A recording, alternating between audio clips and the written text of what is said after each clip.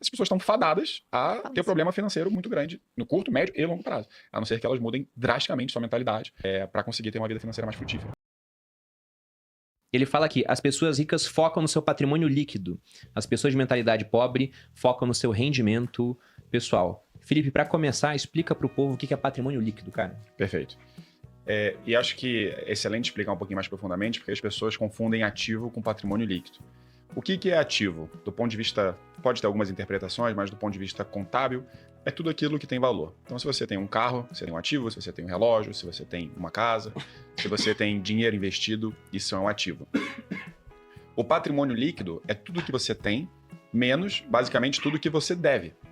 Então, se você tem uma casa que está avaliada em R$1 milhão, mas você tem um financiamento imobiliário de 950 mil, você só tem de patrimônio 50 mil reais.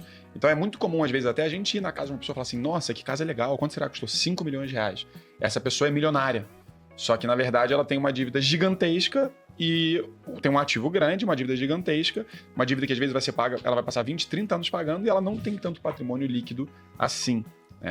E por isso que é muito importante, e uma coisa que ele fala muito no livro, a gente já viu muito aqui, são pessoas que têm aparentemente muitos ativos, disfarçam isso através de muitos passivos também, têm rendas muito altas, mas gastam tudo. Então é muito importante não confundir o que a pessoa aparenta ter versus o que de fato é o patrimônio líquido dela. Porque o caminho mais seguro para a liberdade financeira é o quanto você tem livre, de todas as dívidas, de todos os custos.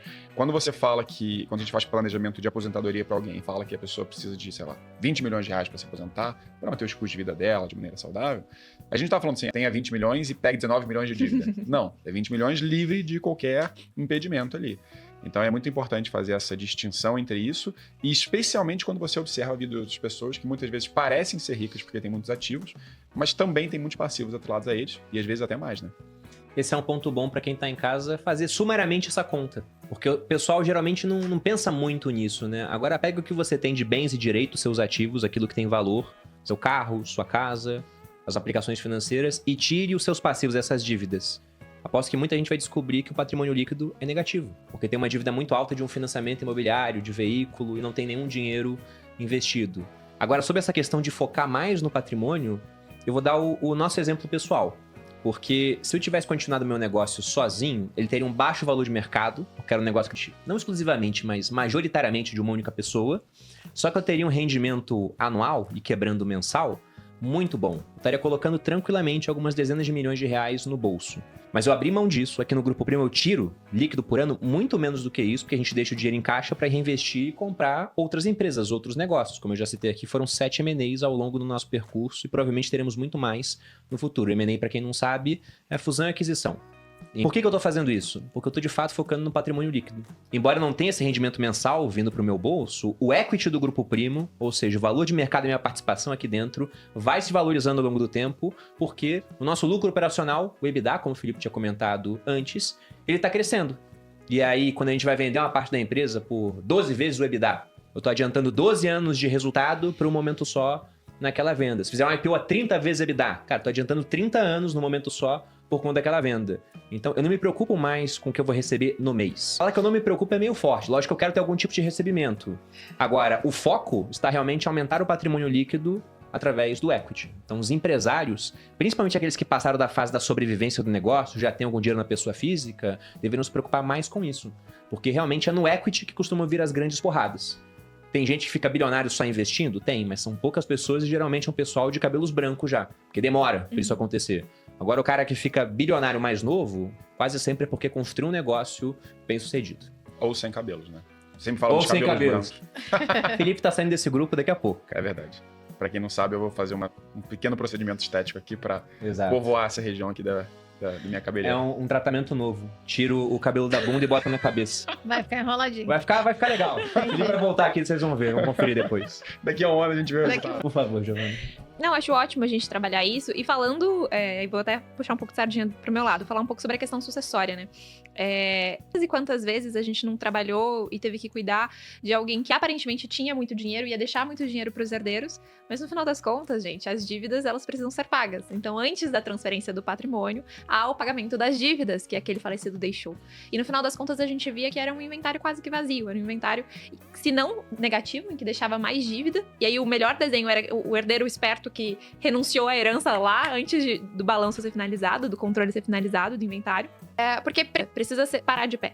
De novo, não é não usar da alavancagem, a gente vai utilizar de alavancagem, de estrutura, quando fizer sentido, valer a pena, e fizer sentido do ponto de vista financeiro, mas sempre tendo consciência do que é o seu patrimônio líquido, porque senão você acha que você tem dinheiro, você acha que você tá deixando pros seus herdeiros, por exemplo, um patrimônio relevante, quando na verdade você tá afundando em dívidas.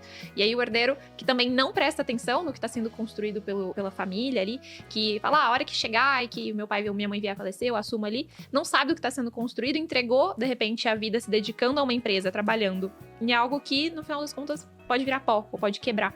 Então, ter essa consciência, não só você dono do patrimônio, mas você também que vai receber esse patrimônio, se é esse o alinhamento dentro de casa, né? Ter essa consciência de trabalhar bem a alavancagem.